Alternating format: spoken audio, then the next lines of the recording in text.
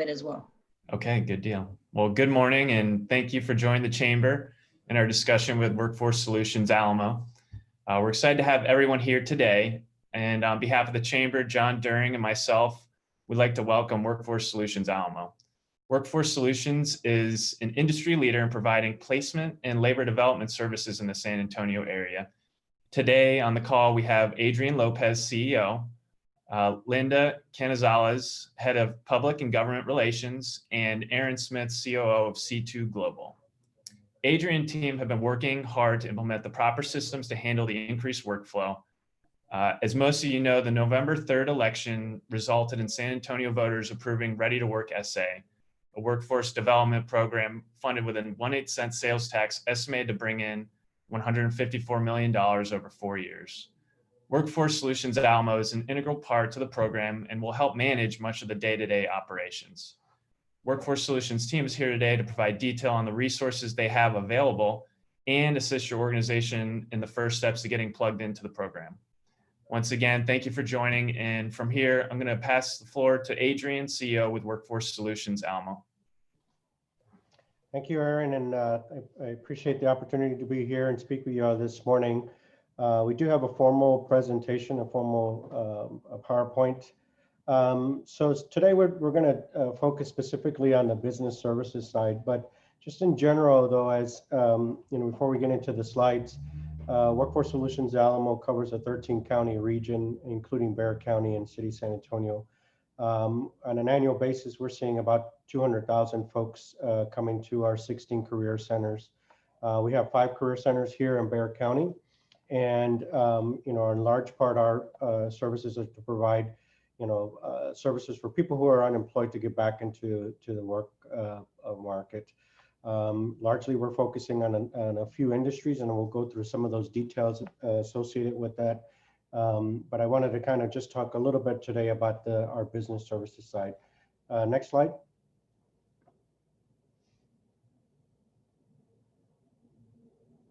So this is our mission, which is to, of course, strengthen the Alamo regional economy by growing and connecting talent pipelines to employers, and of course, our vision and then our core values.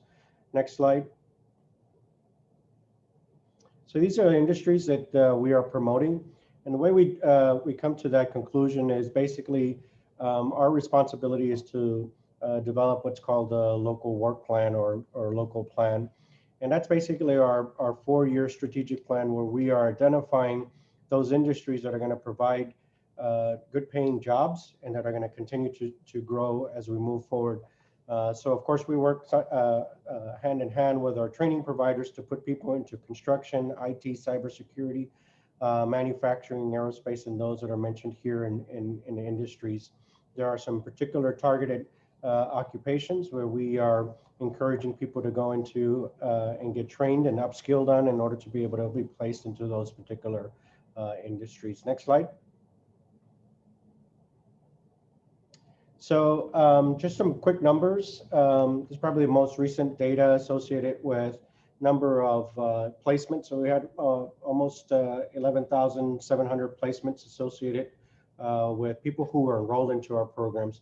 There are a lot more of those types of placements because people who come to our centers many times are actually just looking for opportunities for resume writing, opportunities to just do job search and taking advantage of our infrastructure and our computer labs and those things. So those numbers are not reflected in this particular snapshot. This snapshot reflects people who are actually enrolled into our programs. We do work with a number of employers, and so this past fiscal year, which is October through September, we had almost 25,500 job orders, which is where we're working closely with employers to put their postings on our website and Work in Texas, as well as working with them in relation to job fairs and other types of sort of recruitment opportunities. As of September, we had about 127,000 job seekers that were registered and work in Texas. Those folks that are registered would receive information on not only these job orders, but other types of job orders or job postings, as well as opportunities for training and upskilling. We worked, or we're closely working right now with about 2,000 279 employers that have current openings in relation to all of their HR needs. Next slide. So we do have a team that is dedicated to specifically providing business services. And that team's been in existence for some time. But I will say that later on today, in this presentation, I want to have Aaron Smith, who's with C2 Global and is our contractor that runs the workforce centers for us, because the workforce board receives the dollars and is largely responsible for compliance, both regulatory and financial compliance, as well as sort of strategies associated with the work that we do. But C2 Global and Circle are two contractors that actually provide the services in our centers. C2 does have a business service representative team. One of the things that we've been doing just recently is actually retooling that team. And I'd like to have Aaron talk a little bit about some of that as we move forward, to give you some indication about what those new strategies are, what those changes are with that team, how we're going to provide more effective and efficient services to our businesses. But we are definitely committed to our employers. Of course, you're a big part of the equation associated to the work that we do on a daily basis. We provide case management for our clients, including those that are enrolling into work experience or on the job training. That's one of those things that has been emphasized in the Bexar County CARES funding, as well as the City of San Antonio's CARES and general fund dollars. And it's something that we're continuing to do. One of the most recent improvements to that particular effort is we actually put on our website a job board, much like we would have a job board associated with people to actually go into full-time employment. We put an OJT board on our website. And so if you or other employers have on the job or work experience opportunities you would like to actually advertise, we certainly would encourage that. We can enter into an agreement with you and promote those opportunities on our website. We do a number of market-wide job fairs throughout the year. Most recently, we had our annual Red, White, and New, which is a huge initiative that not only this region, but the other 27 workforce boards throughout Texas, including the folks just north of us in Austin and others. This is all spearheaded by Governor Abbott, that is, and the folks at the Texas Workforce Commission. We recently had about almost 1,000 job seekers attend a virtual event. This was our first year we were doing a virtual event. In previous years, we do on-site, of course, events. And so last year we had almost 2,300 job seekers. Many of these, of course, the majority of these were veterans, but some of them were just sort of general clients that live throughout the community. But we do other types of events as well. Most recently, we also had a manufacturers or manufacturing job fair, and we had probably about 300 clients or so that are job seekers that attended that as well, for about 30 or 40, I believe, employers. So we of course help our clients get into trainings into these target demand occupations. And then we, of course, try to put them into these, positions with employers throughout the region. Next slide.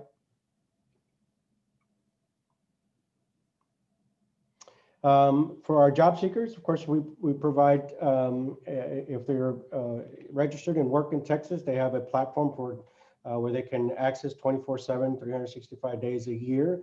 They can post their resumes, search job postings, be included in, of course, job fair alerts. We do provide not only, the technical skills training, but we also do provide, soft skills training, because from what we hear from employers is people get hired for technical skills, but probably the vast majority of them get fired for soft skills. And so we realize that that's an important aspect of the day-to-day work that we do throughout the year. Next slide.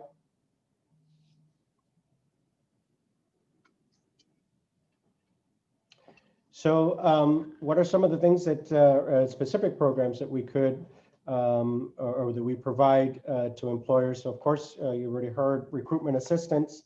Post your postings in work in Texas, workforce planning. So to the city and the counties work and others throughout the region that land these large-scale projects that are going to bring either manufacturing jobs or jobs that are going to be paying really, really well. We work closely with them, and once those announcements are made, to be able to plan out the recruitment efforts associated with that. Some of those that we are working with right now is there's a manufacturing company out of Seguin that just recently announced, and we're in the efforts to actually recruit about 25 to 50 people into their new plant that they will be opening up in the spring. So we're probably looking at recruiting folks for them by December. We do have some tax credits as well and some other programs such as fidelity bonding, which is if you are providing opportunities for people who are considered either second chance individuals or may have some background challenges. There is some fidelity bonding that can be provided that would actually cover any kind of issues associated with potentially that person or any risk associated with that person. In addition to that, some of the labor market information that we provide is ongoing. We provide labor market information not only to our employers, but also to our training providers and elected officials. These types of reports give an indication and give insight as to what's happening in your market versus other markets. What's the pay associated with similar types of positions? Where are we seeing people going into particular industries versus others, and determining whether one industry has to sort of adjust. And those are actually good reports as well to be able to determine where potentially labor pools are coming from as well. Layoff aversion and assistance, that's been something that has been huge as of this year because of the pandemic. So far we had approximately about 130 employers that are required by the state to submit what's called a warn notice, which basically is a notice to tell the local communities as well as the state government that they're going to lay off of 50 people or more, or potentially furlough or reduce people's hours. So of those 130 employers that were required to do that by law, there's certainly a lot more of those that have laid off folks throughout this time frame. But of those 130 that were laying off 50 or more, that average that was about 12,000 or so jobs that were actually being lost. Some of those have come back, and so the services that we provide are layoff aversion, which means basically that when somebody gets laid off, they are entitled to get unemployment for a certain period. And so what the state created was this opportunity for if employers work closely with us, basically they can tap into that resource and not lay off anybody for a certain period of time, utilizing the proceeds of unemployment insurance. So rather than laying people off, the business can continue to operate, continue to probably make money, taking advantage of the fact that where they would otherwise lay off people and those people would be on unemployment insurance. They take advantage of that unemployment insurance to pay the salaries of those individuals and keep them working and keep the business in operations. That's one of those things that not a lot of people are aware of. Of course, in the last a few months, we've done a lot of the virtual job fair connection. We literally had thousands of folks come through and taking advantage of our opportunities there. We recently invested about $40,000 to $50,000 into a platform that actually allows for literally thousands of people to be on the same platform to connect themselves to employers. The most recent one, as I mentioned, was the Red, White, and U. And then lastly, of course, is the on-the-job training. These are not things that were just provided recently through the city and the county. We've always had work experience as one of our core functions. But most recently, the on-the-job training has been emphasized in the city and the county programs. Next slide.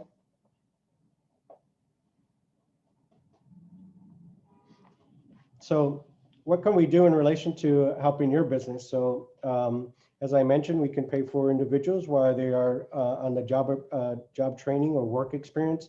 Usually that's about 90 to 120 days. So that's an opportunity for employers to take advantage of somebody that they actually can look at, and you would still interview them. You would still take advantage of selecting somebody that would be at your site or on your employment place.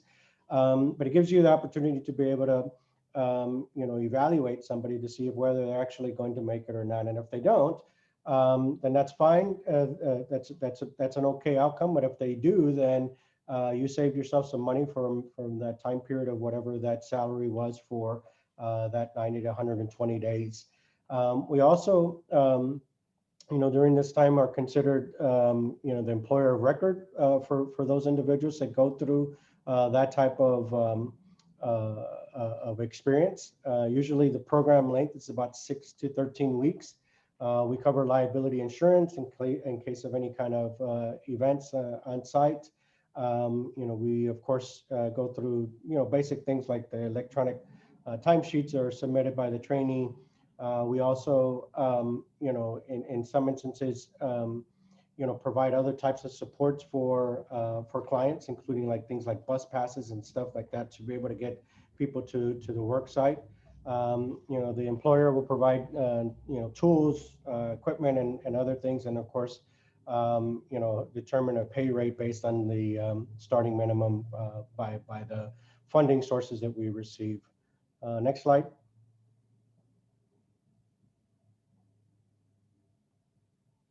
So a couple other, or this is an on-the-job training for the city and the county program. So we provide, of course, trainees or individuals who could potentially be in your employment places. There is a maximum of 30 hours per week and a minimum of $15 an hour that would be paid out of these two programs. Training is about 8 weeks to 13 weeks. And then, employer must have a confirmed full-time vacancy associated with each position.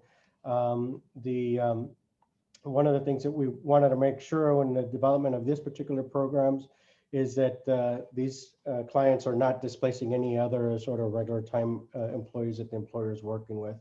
And of course, there's typical things and timesheets being submitted weekly. Next slide. So if you were interested in this, you would submit a request to participate. We'll probably be meeting with one of our business service representatives and complete a pre-screening, or this would be a client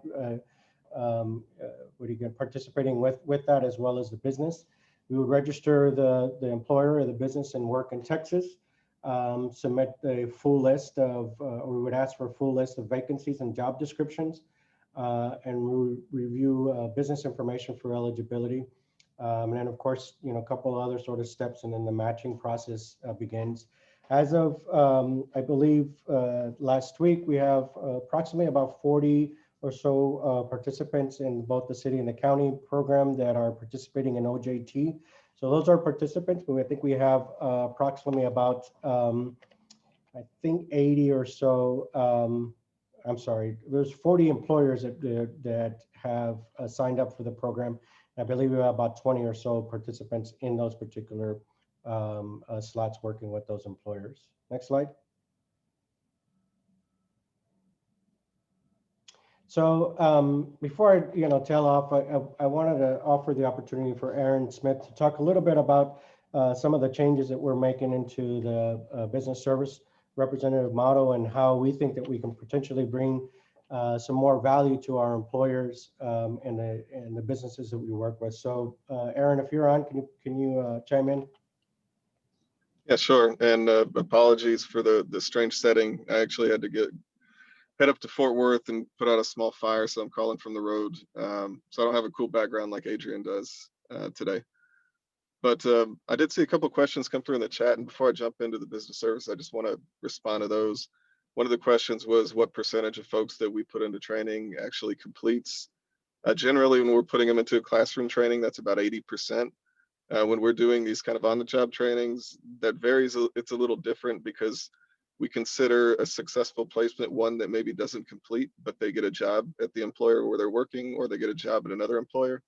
And so we still see about the same percentage of positive completions. It's just those outcomes can vary a little bit. And then the other was on follow-up. And yes, we do follow up with everybody who we have in the program to make sure they're still working. And we'll do that at regular intervals after they're done working with us. So 30, 60, 90 days, and then 180 days, just to make sure that they're still on a positive trajectory.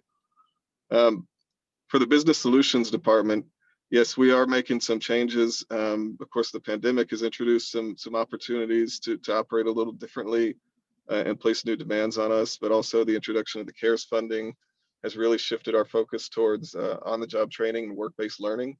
And so we are making some structural changes. So if you're used to dealing with the department in any way, it'll feel a little bit different for you now. What we are going to do is shift to a very industry sector focused model and align those efforts with economic development and the board's targeted industry sectors. And so every sector will be represented by a business liaison who will work externally with you in a very consultative approach to try and develop solutions that make sense for your business. So you should expect to really spend some time with them, working through what kind of on-the-job training opportunities would be appropriate, the type of clientele that we have in the back of the house that we can work with you on. And then for requisitions that you put in through Work in Texas, we'll actually have a recruiter assigned to the industry to make sure that we're giving you sufficient referrals off the requisitions. And so we want to double down on our efforts to make sure that we're filling every job posting that's coming in, especially for those target industry sectors. One other change that we have made too is we have to acknowledge at times that even though we have 160,000 or so folks who are registered and work in Texas, sometimes the talent just isn't there for some of the postings that you guys are looking for or the requisitions you put in. And so we have invested on our side too in some recruiter access to third-party recruitment systems, so that if the talent doesn't reside and work in Texas, we're going to make an effort. Your assigned recruiter will actually reach back into those other systems to make sure that we're giving you some options when it comes to hiring. And so we think that those changes, in addition to a few more, are really going to pay dividends for us, and you're going to see a very high level of service when you engage with us now, and probably a pretty different experience than what you've had in the past if you've worked with the business service team out of our group.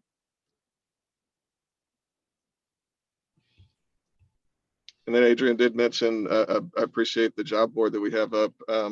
Yes, we are also recruiting back into those on-the-job training sites in different ways and kind of new and creative ways so that we can get the right talent in the right place. And we're excited about that one in particular. It seems to be paying dividends early on. So if you guys are interested, we'd love to have somebody sit down with you, talk to you about what your needs are and how we can develop a service plan in order to meet those. Great. Anything Thank you, else, Aaron. Aaron? Yeah, thank you, Aaron, and thank you, Adrian. So we're going to head over to John During. He's going to start out with a few questions we had coming in, ask those, and then we'll open up the floor to anyone who'd like to ask any questions. Go ahead, John. Absolutely. Good morning. Thank you both for your time this morning. We really appreciate everything you've put into it, the presentation. That was very informative. And the best presentation is one that answers all of our questions before we can actually ask them. So I feel like you all have done that very well. So I do, like Aaron said, if there are any folks on the phone who have questions, I think drop them in the chat. We'll make sure to get to those. We want to make sure that this is answering all the questions for folks that are out there, because that's really what this is all about. So please share them in the chat. I'll either get to them or someone will make sure that they're asked and answered here before we leave. A few questions that I wanted to ask. I think a lot of things we had pre-prepared for you all to ask, Adrian, you've covered. So I appreciate how informative that presentation was. One thing I was thinking about as you were going through is for us to know as a chamber, what industries or what areas company-wise do you feel like are there industries you feel like are not connected well with you all, or there's obviously a lot of folks, you mentioned 160,000, there are people there looking for jobs. So how can we help and making sure that all the folks in our chamber, industry-wise, are educated on what's out there? Yeah, I mean, I think probably a combination of things.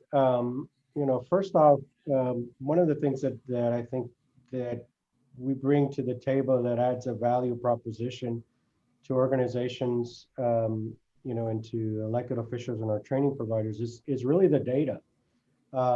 Because if we start at the data and we update that, whether it's on a monthly basis or those things, we can see in a snapshot sort of what's happening, right? The thing with employers, right, is it's not constant, right? There's the things that are going to fluctuate that you're just going to have to adjust back and forth. And so, during the beginning of the pandemic, one of the things that was happening that we were providing to elected officials was all of the unemployment data. We were articulating what industries were being affected. We were articulating, whether they were male, female, what types of educational background of people who are losing their jobs and that. So that was extremely, really insightful for the elected officials to be able to take advantage of that and be able to prioritize workforce, as one of their top priorities with the use of the CARES funding. So I would think I would start there. Is this sort of kind of constant communication with our chambers and feeding data on that. Now, the data is also going to be limited from the perspective of what is in our system, because it doesn't necessarily reflect 100% about what employers are facing, right? So getting feedback from employers is going to be key. And so I think chambers can play a vital role in that as well, is to have that sort of constant communication, because not everybody's going to put their positions or their postings in work in Texas, right? Or for that matter, they may not even be putting them in, Glassdoor or other types of systems, right? So I think, that speaks to sometimes, some of our smaller businesses that may not be, may not have the capacity and quite frankly, in many instances, the sort of the time to get those types of things done. So chambers can play a really vital role in collecting that information on a consistent basis so that we can understand, and by the same token, right, sort of what are those needs. And so it's about communication going back and forth. So I think it would be, I think that could be sort of the basis, is sort of like just a communication back and forth about what employer needs are.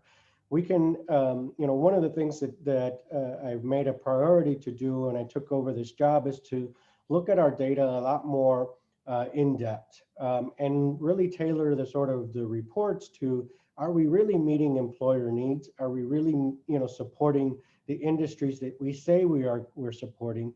We say that in theory based on sort of what we put into a document, our local plan, but I'm not sure that we sort of have data that's reflecting like, hey, here's what the effect has been of our work for the last 6 months or whatever for this particular industry. And we're not there yet, but we're moving towards that type of information. And I think once we get to that particular point, that could be very useful for for chambers and for the industries that we work with.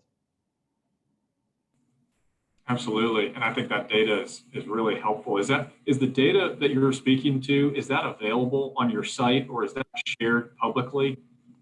Yeah, what's shared on our site, it's largely the unemployment data. So it'll reflect, for example, the unemployment rate for each of the counties that we're working in.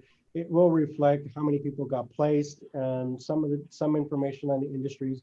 It's not as in depth that I think that we can probably get to, but there's some pretty good basic information that's there. So like one of the things that transpired, of course, during this whole pandemic is we were at basically 3% unemployment in March, shot up to about 14% in April, started to go down a little bit in May, in June, shot up a little bit, went down in July and August, and then shot up again in September.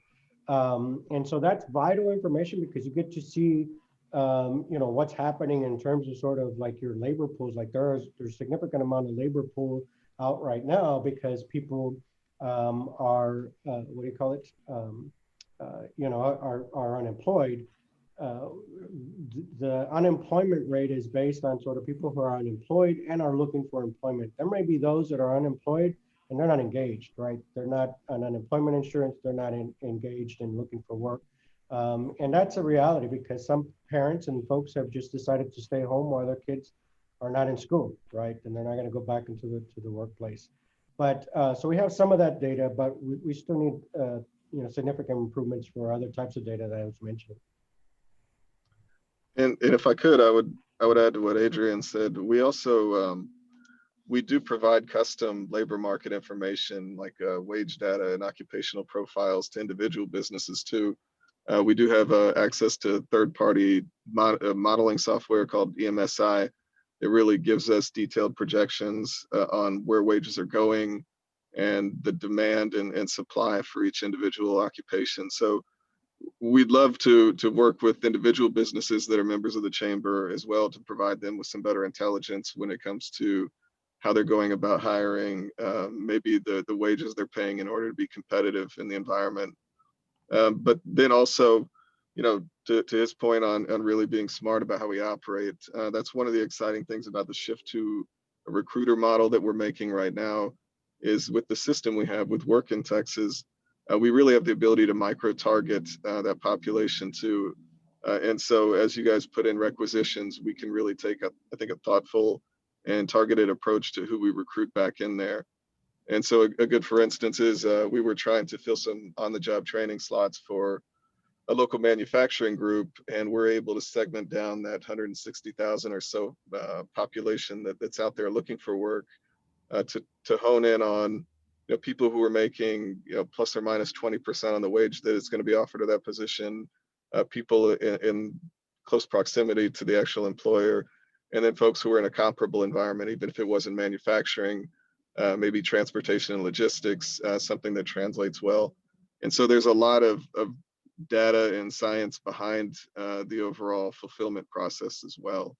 That's maybe not the kind of highlights, stuff you'd see on a PowerPoint, but actually very smart work that's going on.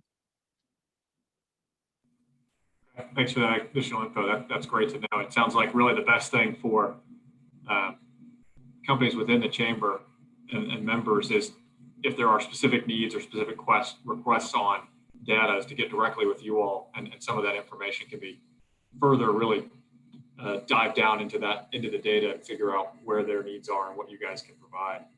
So that's a great connection to have. Are there specific industries? I think we all probably on this call, we all know, construction has been a labor shortage for quite some time. I know healthcare right now is just incredibly busy. Are there other industries other than those two that you all, and I'm sure, maybe you guys can answer this question, I'm sure you're for those two industries, but are there other industries that you wish you were hearing more from or connecting more with that we could kind of urge our members to engage with you all more so on?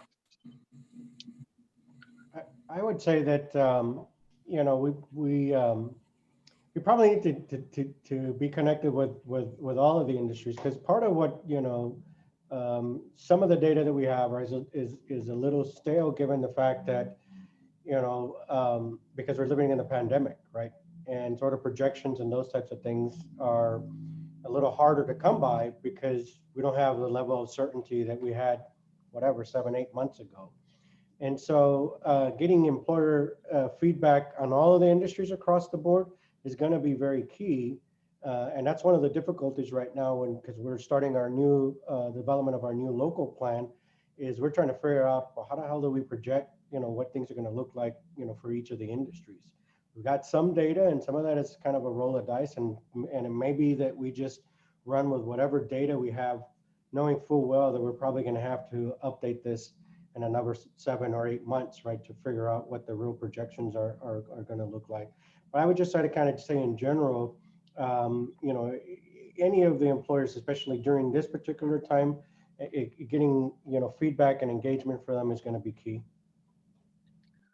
And I would echo that. We have pretty good representation from all the sectors. The really where I would pinpoint is not so much as an industry right now. It's the profile of folks that we're seeing hitting the unemployment pool and those that are looking for work.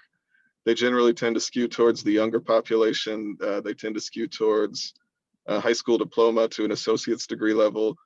And so as far as engaging with employers, what we're really looking for right now is employers who are really strong, who can offer kind of pathways to middle skill opportunities, whether that's just through regular employment or whether that's through some kind of on the job training position that we negotiate with y'all.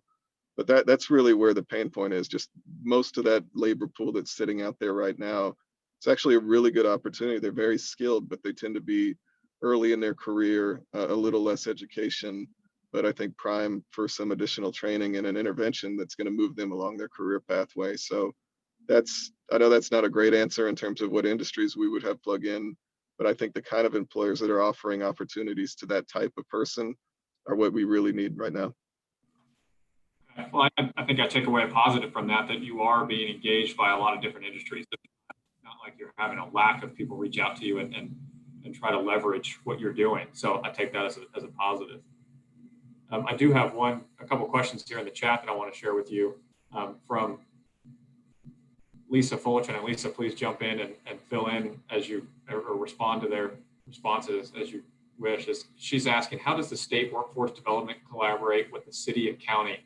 And as an employer, does she need to establish job postings with all three job boards, or is there a way to work with the three of you collectively? Yeah, so the way the state and the legislature have created, the workforce system is you do have Texas Workforce Commissions that receiving the dollars largely from Department of Labor or Health and Human Services, right? And then there's 28 workforce boards that cover regions throughout Texas. So of course, Workforce Solutions Alamo covers a 13 county region. In theory, we should be working closely with those city and the county individuals and looking at their economic priorities. And if you look at to the question that was raised earlier about data, not all county is made the same, right? Not all industries affect each counties differently. So for example, if you take my 13 counties, there are approximately about 3 of those that were largely affected by oil and gas, because the oil and gas was big in those particular counties. However, they weren't big across the board in all the 13 counties. So how we collaborate with city and counties is we're looking at those economic priorities as well as those industries that are key in those particular counties, and working alongside with officials there. In terms of sort of the postings and working with, if you have an employer, you're an employer that you want to work with us, it would be basically working with Workforce Solutions Alamo and either a BSR team or others to be able to help out with those particular postings. So you wouldn't have to work across the board with other agencies, because largely people are going to be coming to us for job postings and looking for employment. Hope that answers your question. Thank you. Lisa, any follow-up to that or any follow-up questions? Yes, that was very helpful, because I have relationships with the city and county, and I probably need to establish one for the Workforce Solutions Alamo. One thing I was going to say that I'm very interested in hearing about, and is probably one of the people who didn't know this was an option, for those of us who worry about a potential new wave in cases where there could be a potential shutdown. I'm interested in hearing more about, or maybe somebody could contact me about, how you would handle your employees that you don't want to have to lay off because you hope it's just a temporary closure and don't want to have them file for unemployment and then put them back on staff again, like we did back in March, April timeframe. So if I could get some more information on how to get connected in case, as a non-essential employer in the food service industry, I'd be very interested in hearing how that would work. Yeah, definitely. I'll give you my phone number. It's 210-730-6224. So, and what the answer to your question is, we have what's called a rapid response team that would actually be working closely with you. What happened in the last few months is that we worked with some of those employers that had forecasted or understood that they potentially were going to be either reducing hours, furloughing folks, or laying off folks. And in those cases, we provided really, good services. There were many employers that just basically sort of kind of from like one day to the next. One day they were in operations, the next day they were not. And so that put those employees at a disadvantage from receiving our types of services, because the main purpose of the rapid response is to provide two types of services. One is for the employer, hopefully to avert laying off of folks. But if the people are going to be laid off, then the second part of it would kick in, which is, well, let's provide services to the affected employees to make sure that they can still kind of land on their feet, either through another job, training, upscaling, and rescaling, or through sort of unemployment insurance. That's very helpful. Thank you so much. Sure. One last question. You gave me a phone number, but you were breaking up. Is there a name, or do I just call that number? And yeah, that's my number. That's actually my my work cell phone number. So you feel free to call me. okay, fantastic. I'll do that. Thank you. Sure. Thank you, Lisa. I'm going to jump to a question from Marcus Benavides here. Are the jobs primarily entry level in each industry? Also, is there any plan for experienced workers who need to upskill? Aaron, you want to take that one? Yeah, so that's a great question. We do have on-the-job training that's targeting the higher skilled occupations. We tend to skew that way with some of our regular workforce programs. So that's something we're very familiar with. For the city and the county on-the-job training programs that we've rolled out most recently, those are generally pegged around $15 an hour. And so they do tend to be more of that entry-level wage. But I would love to talk to anybody who's interested in exploring some of those higher end occupations, because we do have a program that could really, I think, help out with that. And we certainly have the population to tap into. Marcus, any follow-up question or info you'd like to? Yeah. So thanks for answering the question. I'm actually representing Rackspace Cloud Academy, which is a technical training academy, as well as Rackspace as a potential employer, right? So it's twofold here. In the specific industry of technology, I think what we're seeing right now in terms of a trend is a bottleneck with a swell of entry-level skilled individuals, right? And so that's kind of what prompted my question. As the industry changes, as new technologies come about, you're going to have experienced workforce, right? That maybe just needs another additional certification or a pathway to that may have been affected by COVID layoffs, and they may fall into that pool of candidates, right? So, you know, just I would, Aaron, if you and I could sync, or if you can connect me with somebody, I'd like to talk more about how we can work together and get creative about it. So, yeah. Yeah, no, I'll pull Adrian's trick. I'll give you my number right now. You can get me at 210-240-2305. I'd love to talk to you about that. We're always shooting to kind of bring in those higher end occupations into the fold. Awesome. Thank you. Good job, Aaron. Great. This is great. This is really what we wanted to do, is just connect everyone with you and let everyone know what's out there. So I'm glad these connections are happening here right on this call. One more question here in the chat from Victoria Rodriguez. She mentioned she's with the Hispanic Contractors Association and is asking, how developed is your program for the construction industry? As you mentioned, we have a need for personnel. Many of our members report not liking to work with staffing agencies because so much of the wage goes to the agency. What are the major differences between Workforce Solutions Alamo and staffing agencies? Yeah, that's a great question. I'll provide some context, and then Aaron can maybe go into some specifics. Recently, we hosted a virtual meeting with Doug McMurray and a number of the contractors that that are associated with him. And so we were making the same types of sort of kind of connections. Construction, of course, is one of our industries that we support. We do feed people into that particular industry. There is a bit of a challenge as of lately because of the pandemic, because a lot of the training requires actually in-class training, and so some of our training providers up until recently were not being able to provide that, right? So that was a huge challenge. Still remains somewhat of a challenge as we move forward, but depending on sort of what happens with the pandemic. But in terms of sort of kind of like the differences, though, on the work experience side, there is no, or the work experience or on the job training, there is no fee associated with that. So if we had employers that were working closely with us, basically whatever respective program is footing the cost for that. So the employer is not footing the cost associated with that. So that's a big difference in terms of sort of working with a staffing agency, because staffing agency, it's fee for service. You're going to have to pay for that, not only the salary plus whatever the additional costs associated with that. But Aaron, you want to chime in any other specifics? No, you tackled, I think, the big point there, which is, in addition to us not having the big markup, like I know you get through some of the staffing agencies, none of the cost is borne by the actual employer. It's paid for that by the program. So that should put your mind at ease a little bit.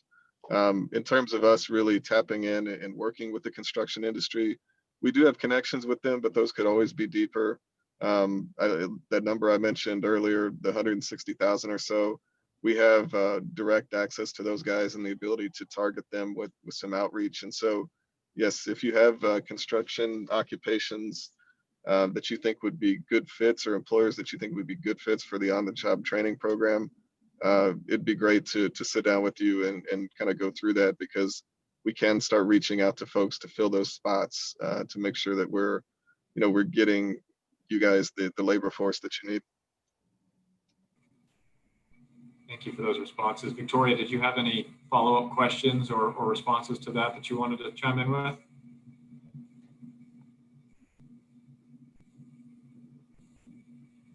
Okay, I see she's in the chat saying she's going to pass on that word that yeah. Oh. All good. All good. Thank you, guys. Appreciate that. Thank you for your question. All right. Any other questions out there from the group? Anyone else on the call have any specific questions for their needs? I don't want to ask generic questions. If you all have great specific questions for what your needs are and making connections here, I don't want to put anybody on the spot, but I think we've gotten some good questions here from the different folks on the phone. Aaron, this is Christina. How is everybody this morning? Okay, I've got a question for you, Adrian. So I know you guys are busy. You're doing everything you can to help. How do we help you? What holes do you need us as chambers to help you fill? And specifically, this workforce committee that now, in several meetings with us has been very, very engaged and has brought you some really, really good information. Where can we help you? Where do we help take some of the load off so that it makes life a little easier for you and WSA? I mean, I think you guys have done a good job of bringing us employers and for the on-the-job training and stuff. I'm very, very interested in, Aaron can speak to the fact that I've been pushing to actually kind of do the reset button on the business service side for a few months now. So I think getting your feedback in relation to that and monitoring that to make sure that we actually are providing great services and that we're adding value to that would be extremely helpful, I think.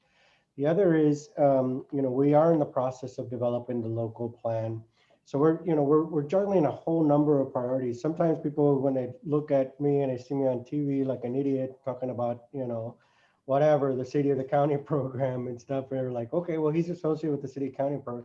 There's so much more that we are doing. I mean, I just had a child care services committee meeting earlier this morning. Of the $100 million budget, about 65 of that million is actually going to child care. We just approved, about $250,000 worth of stipends that we're going to be providing to child care providers in order to help fill some of their business need, because they're not at 100% capacity, right? Because children are not in those slots. And so they are, in some instances, teeter-tottering on potentially, closing up shop. And we've had probably about 30 of those that have closed up shop in the region. And so what I'm getting back to sort of the original point, which is that I think I really do need some help and some feedback on two fronts. One is the BSR model and making sure that that's something of value to employers. And two is having a system and put in place as it relates to our local plan and making sure that we are, putting in the strategies that will work for employers into our plan and codifying that. Part of what the shift that I've been trying to make with this agency just in the last year is really sort of promoting jobs and careers and not promoting programs. Too often, too much, agencies like mine talk about programs as opposed to sort of talking about what's the intent and what's the real outcome that we're trying to sort of achieve. We're trying to put people into jobs and we're trying to put people into careers. We're trying to help employers from the perspective of we are supporting their industries. And so getting feedback and getting that partnership from an employer standpoint, especially with the industries that we're supporting, is going to be very key for us as we move forward, because I really want to demonstrate that when we say that we are supporting the construction industry, I can prove that out by saying in a year, we put 2,000 people into the construction industry, and here's what the value is associated with that. I'm not there at that point, right? And I need that type of sort of interaction with employers to be key, in guiding me in relation to that. Well, we will certainly, anytime you'd like to get a group together, different industry representatives, if you need to, whatever we need to do to help you put that together, you know that you can count on the North Chamber to do that for you. Thank you. No, you guys have been extremely progressive, and Christina, I admire your leadership, because every time I turn around, I'm like, there's another email from Christina that's coming out through my system. But you guys are doing a great job, and I know you're representing really great employers. Thank you. Well, thank you everyone, especially Adrian and Aaron, for taking time, and we will stay in contact with you all with any needs that we see our member organizations having. And if you have any further questions, you can email them to Leticia and myself, or Adrian and Aaron if you have their emails, and we'll make sure that those questions get to the proper person. And once again, thank you everyone for joining and